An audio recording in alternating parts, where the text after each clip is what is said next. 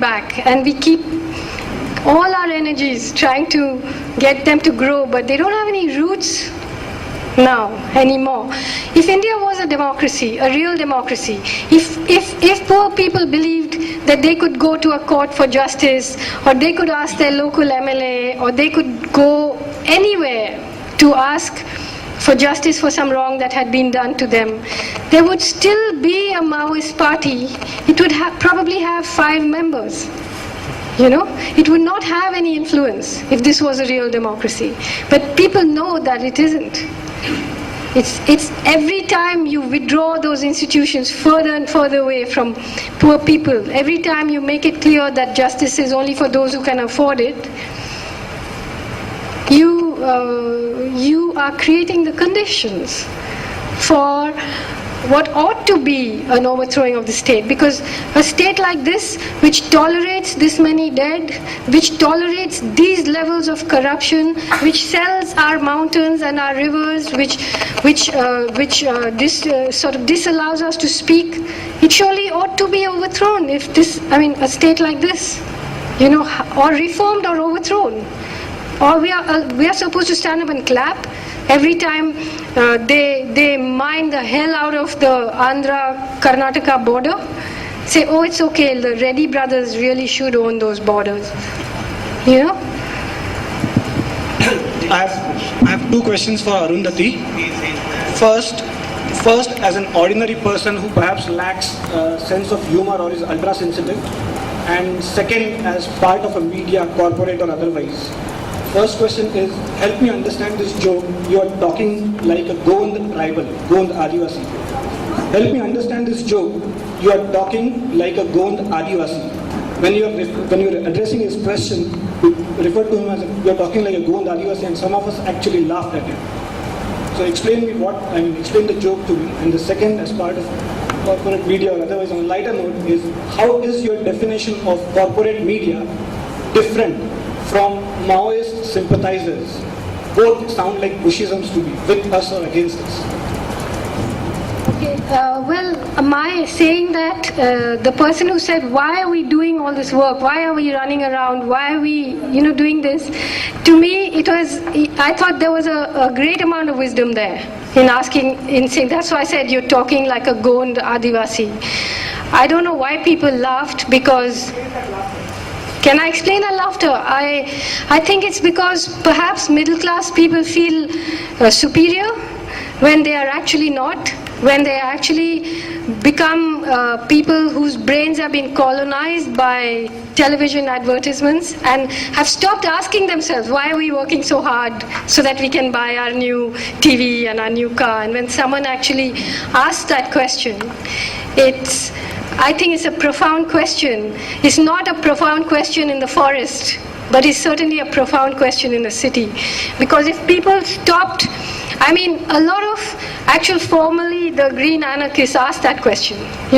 Why should everybody be turned into a worker, into a wage owner, into a slave of the system?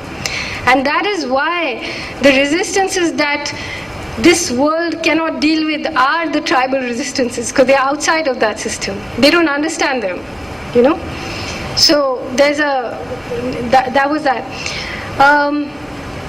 I think the corporate media is a little bit different from Naxalite sympathizer, because it does have a pretty precise definition, which is that a media whose turnover comes almost entirely from corporate profits, from corporate advertisement. I think most newspapers, more than 99% of the turnover comes from advertising, not from people buying the newspaper, and in TV it's even more so. So structurally, it's a corporate institution. So you call it the corporate media. It's a very common term. That doesn't mean that all the journalists who work there are, I know that many journalists try very hard to get some leverage, some foothold, but I'm talking about the ownership structure.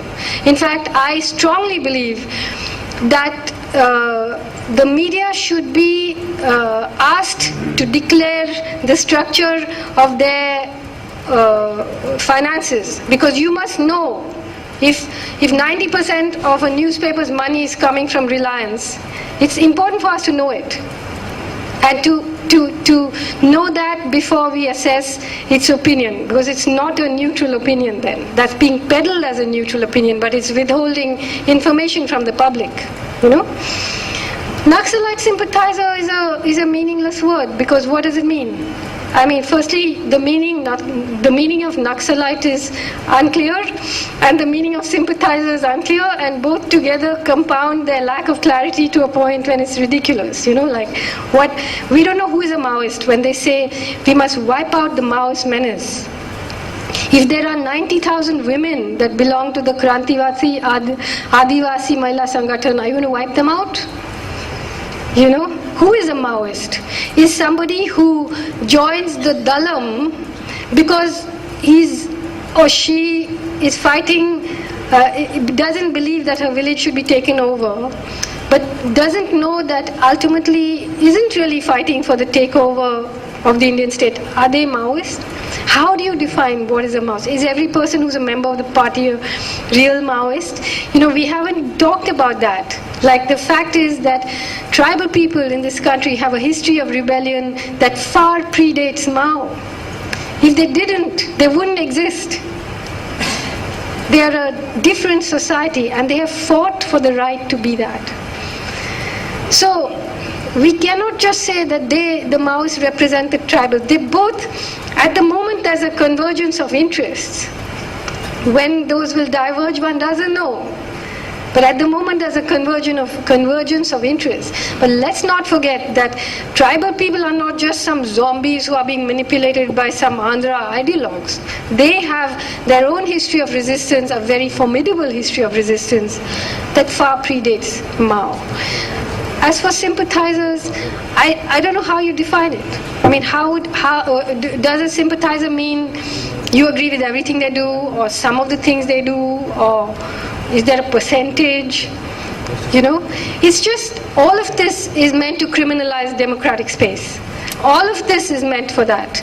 You know, the dictum of sent out by the Home Ministry, it's meant to terrorize people into shutting up, into not expressing their feelings. Because on the last day that I was in the forest, we were listening to the BBC in Hindi, and it was a program on Naxalites, and the person who was running the show said 90% of the people calling in were saying that they supported them. And they understood what they were doing. That's a terrifying thing for any government to hear. So you better shut the taps, better keep everyone quiet. This would be the last question. We have to close. It is fair for Manmohan Singh and P. Chidambaram to envision an India in which 85% people would be in cities. Because how long we want our people to be in jungle and not avail the standard hospital and standard school education and speak like or write like English like you and I. And the second question I want to ask is related to the political electoral reform of proportional representation which has been introduced in Nepal, through which actually Maoists could get over to power in the first place, which is not there in our country, and which is there in many countries including South Africa, Germany, maybe New Zealand and Switzerland, where proportion of the votes you poll in the election, you get proportion of seats in the parliament. And given that kind of electoral system, even the LGBT group, that is a lesbian, bisexual, transgender, gay group in Nepal, could get one seat in their Nepal parliament, which even if that kind of electoral system can be there in India, then Maoists would easily walk away with 50 to 100 seats and get political space to voice their issues, and which can be a tool to address all sorts of issues. We don't need a Maoland, we don't need projects to die down. It would have a instrumentation to solve all these problems. And one last point, how the way you romanticize the village life or the tribal jungle life, it is not an easy life. The rivers you talk about, that water doesn't come in the tap. That is not also polluted water. The life expectancy there is not high. The education level is not that high. When villages are transferred into towns and cities, I guess it is a good for life. I don't understand, if I and you can be educated in good school, go to foreign land, why not our people in the jungles? First of all, I think it's absolutely outrageous for you to say that I have not